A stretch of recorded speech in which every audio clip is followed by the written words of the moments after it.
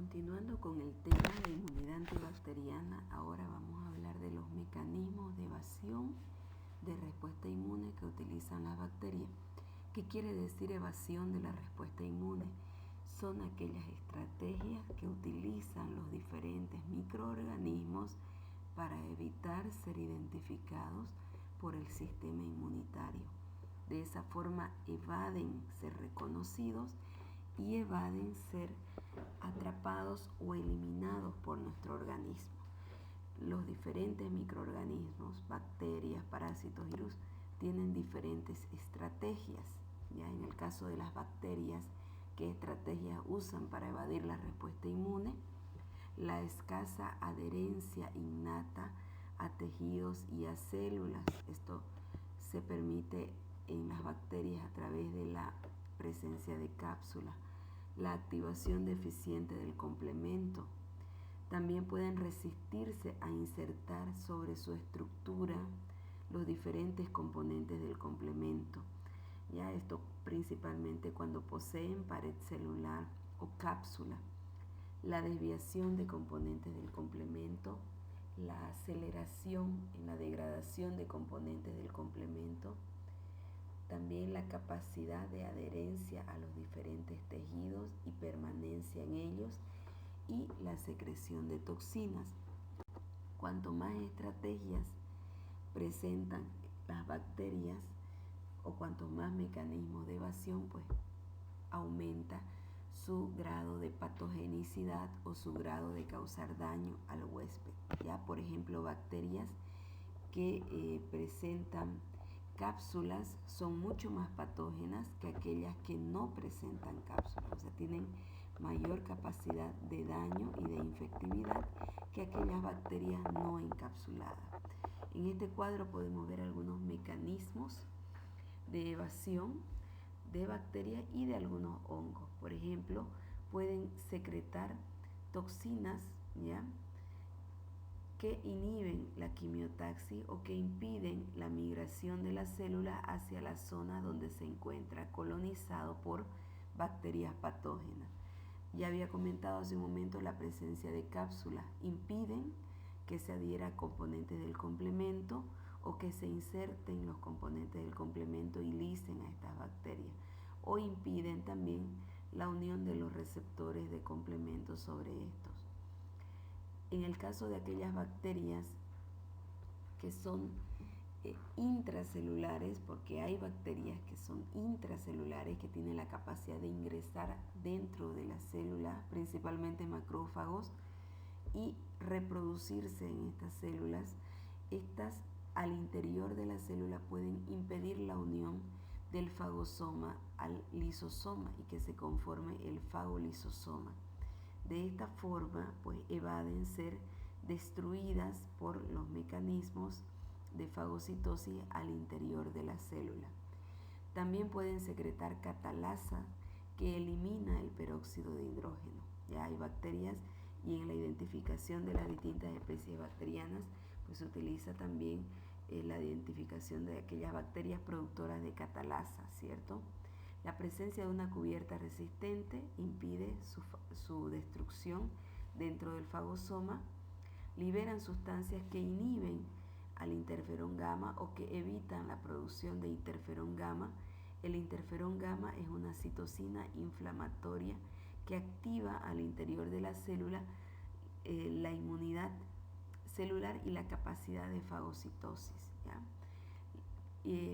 Generan en las célula la incapacidad de presentación de antígenos una vez que la bacteria ha sido fagocitada, y por último pueden escapar del fagosoma y establecerse en el citoplasma.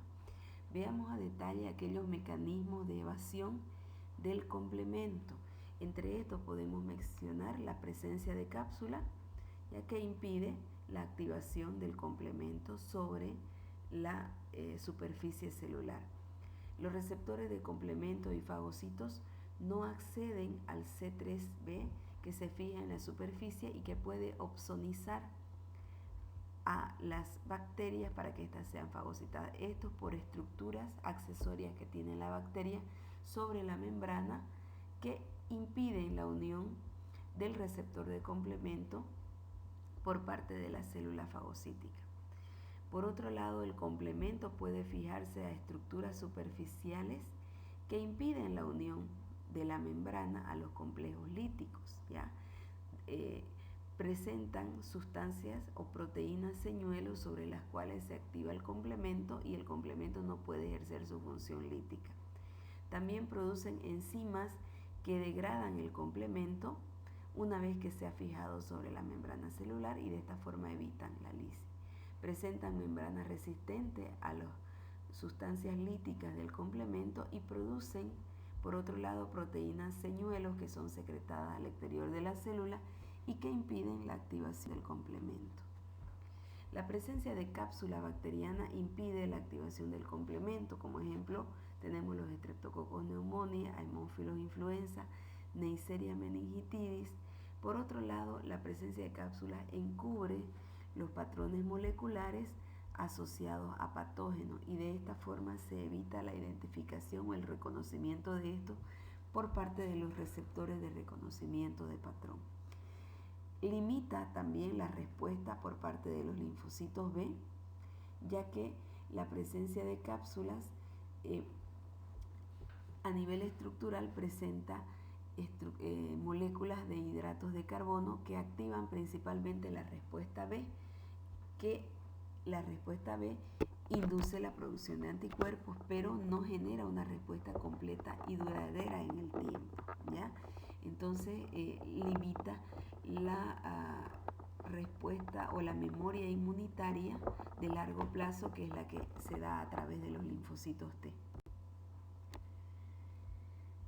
Afecta a nivel de compartimiento endosómico, ¿ya? Inhibe la activación del fagosoma, esto para bacterias intracelulares como el Mycobacterium tuberculosis, por ejemplo, destruye el endosoma e inhibe la activación de interleucina 12 e interferón gamma, inhibiendo de esta forma una reacción inflamatoria inicial que impide una respuesta efectiva para la destrucción de estas bacterias. Secreta sustancias líticas que destruyen la membrana vacuolar y que impiden su fagocitosis, como sucede con algunas especies de Shigella y Rickettsia, y alteran el tráfico normal de las vesículas endosómicas, ya impidiendo la fagocitosis, como sucede con algunas especies de Salmonella y Legionella. La inhibición de la presentación antigénica se da a través de la inhibición de la expresión de moléculas de histocompatibilidad. Ya algunas especies de Escherichia coli, clamidias y el Mycobacterium tuberculosis, por ejemplo, promueven el secuestro de las moléculas o de las proteínas que se producen a nivel intracelular para la presentación de antígenos por vía de las moléculas de histocompatibilidad de clase 2 o por la vía exógena. Inhibe la activación del CICTA, ¿ya? Inhibe las vías de señalización de interferón gamma, interfiere con la expresión de moléculas de histocompatibilidad a nivel interno en el tráfico intracitoplasmático y también puede inhibir la expresión de moléculas CD1, que éstas se encargan de expresar antígenos microbianos o bacterianos como glucolípidos, principalmente en el caso de algunas micobacterias. El CD1 es una molécula presentadora de antígenos a las células dendríticas, ya principalmente glucolípidos. Dentro, por ejemplo, de mecanismos de evasión que usa la Neisseria gonorrea para evitar el reconocimiento por parte del sistema inmunitario, podemos mencionar la variación antigénica.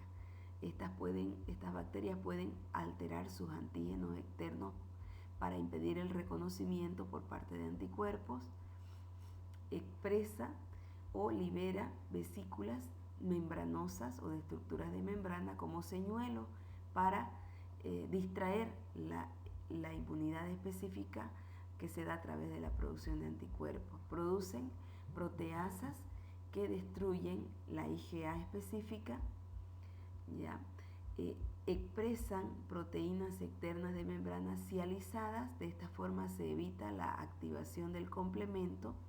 Tienen estructuras como filis que les permite fijarse a los tejidos de la mucosa epitelial.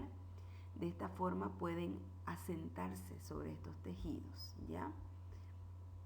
Y inhibe o suprime la formación de anticuerpos que puedan lesionar a la membrana a través de las proteasas que destruyen la IgA. La variación antigénica se da a través de mecanismos de conversión génica, ya que afectan a nivel del DNA bacteriano y permiten que pueda expresar o variar sus antígenos externos, ¿ya? Modificándolos, por ejemplo, a nivel de los antígenos de las estructuras de filina. Se inhibe la expresión de algunas proteínas, por ejemplo, para evitar el reconocimiento por parte de anticuerpos específicos, y ya habíamos mencionado en el caso de la cialización de algunas proteínas, ¿no? Los componentes se exportan al interior de las células, ya, por ejemplo, secreción de toxinas que causan un efecto lítico sobre algunas células del huésped, sustancias inmunomoduladoras, ya que atenúan la función inmunitaria por parte del huésped. La manipulación de la muerte celular a nivel del huésped modulan la apoptosis de las células infectadas, impidiendo que sea destruida esta célula infectada y dando más tiempo a la bacteria para su reproducción, ¿ya? En el caso de las clamidias, estas inhiben el citocromo C, degradando también los factores proapoptóticos y evitando la destrucción de la célula huésped que ha sido infectada. Podemos ver acá algunas estrategias que usan las bacterias para evadir la respuesta inmune o para causar daño al huésped, y mecanismos de defensa que nosotros tenemos.